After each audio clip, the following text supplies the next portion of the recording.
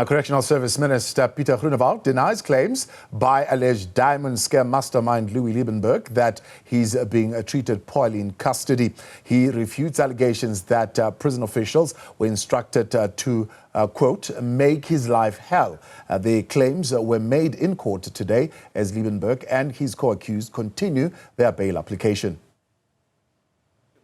Since he arrived at prison last week, the head of prison, Mr. Smith and Mr. Meyer, already received him there, which is already quite strange. And while they received him there at prison, they received a phone call from the minister, Mr. Groenewald, that apparently told them in my client's presence over the phone that they must make his life hell at prison.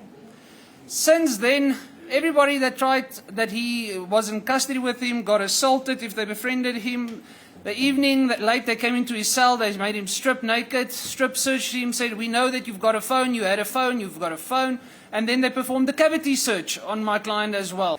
From there on, they were moving him to different cells, putting him in single cells, which is normally a punishment. Then also moved him to a maximum security cell, as he put it to me, where Radivan Kretcher was held when they were scared he was going to escape. Now, Liebenberg and his wife, Desiree, will remain behind bars until their next appearance. The two were arrested with 7 others last week in connection with a multi-billion rand scheme. His 7 co-accused have all been granted bail. Ziniko Mhlaba reports.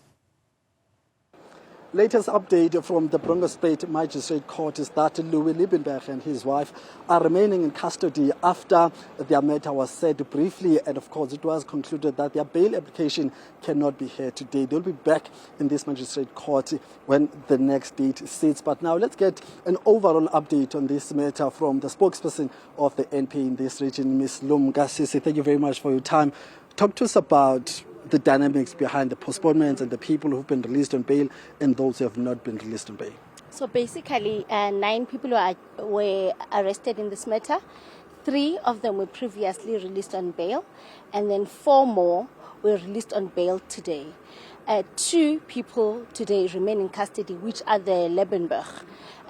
The reason their bail application, I chose number 9, which is the wife.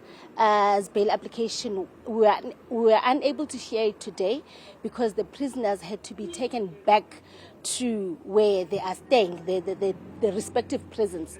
However, Mr. Liebenberg indicated to the court that he was not ready to proceed with his bail application today, and he also abandoned his bail application in the previous appearance.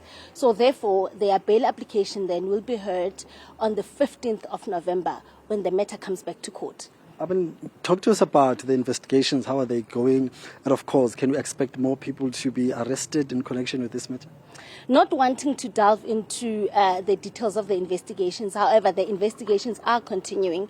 If evidence leads us to more arrest, then those people will be arrested and also appear with them in court.